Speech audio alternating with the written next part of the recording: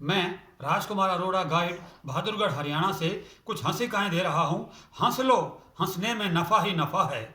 देखिए, कई वर्ष पहले जब मैं जालंधर था तब की बात है। घर के बाहर लगे सरकारी नल पर एक सज्जन थे। दिसंबर के आखिरी दिन सुबह 4:30 बजे अपनी बिल्ली को नहला रहे थे। मैंने देख टोका, मत नहलाओ बिल्ली को, बेचारी ठंड से मर जाएगी। वो बोले, जा जा अपना काम कर। कुछ समय बाद जब मैं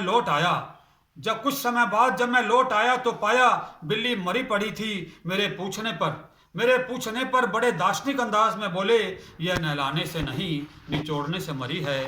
ये नहलाने से नहीं निचोड़ने से मरी है। और देखिए, मेरे सामने वाले घर में सुबह सवेरे साथ वाली गली के हमारे एक मित्र रोज पहुंच जाते थे पढ़ने अखबार। साथ में चाय भी पीते थे, नाश्ता भी गटक जाते थे। पड़ोस की बात थी, उनकी पत्नी अनमने मन से करती थी स्वागत। बेटा भी कहता था, चाचा जी नमस्कार। ऐसा ही महीनों चलता रहा। एक दिन बेटे ने उनके आने पर कहा, मामा जी नमस्कार। वो चौंक गए और बोले, यह क्या बात, तुम तो रोज मुझे चाचा जी कहते थे, आज मामा जी कैसे? तो बेटा बोला, अभी जब आप हमारे घर आ रहे थे तभी मेरे पापा कमरे से निकलते हुए आपको देख कह उठे, साला फिर आ गया। आपको देख कह उठे, साला फिर आ गया। और देखिएगा, ट्रेन में बैठे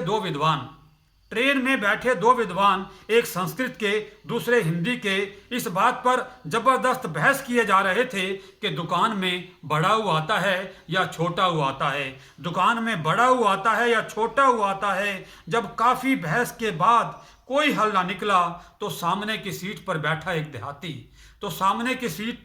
एक देहाती बोल उठा, अरे इसका हल तो एकदम आसान है। बड़ी दुकान में बड़ा हुआ आता है और छोटी दुकान में छोटा हुआ आता है। बड़ी दुकान में बड़ा हुआ आता है और छोटी दुकान में छोटा हुआ आता है। और देखिए, एक ट्रेन में बैठे एक देहाती को उल्टा अखबार पढ़ते देख मैंने पूछा, क्या आपको मालूम है आप उल्टा अखबार पढ़ रहे हैं? क्या आपको मालूम है कि आप उल्टा अखबार पढ़ रहे हैं? तो देहाती बोला, तो क्या आप इसे आसान काम समझ रहे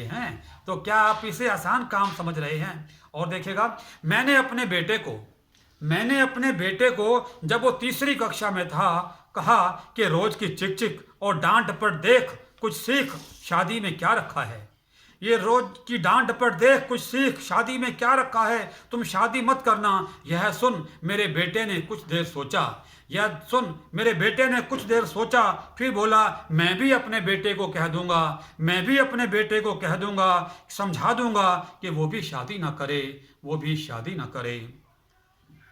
मंच पर एक कवि कह रहे थे, गोरी तेरे नैना है जादू भरे भरे। मंच पर एक कवि अपनी कविता बोल रहे थे, गोरी तेरे नैना है जादू भरे भरे। और भूल गए कविता, कुछ याद ना आया। बार बार जेबों में टटोला, फिर कोई पर्चा भी ना मिला। बार बार कोशिश करने पर कुछ भी ना आया याद। तो फिर बोल उठे, गोरी तेरे नैना है जादू भरे भरे। गोरी तेरे नैना है जादू भरे भरे। ओम जय जगदीश हरे, ओम जय जगदीश हरे। गोरी तेरे नैना है जादू भरे भरे। ओम जय जगदीश हरे, ओम जय जगदीश हरे।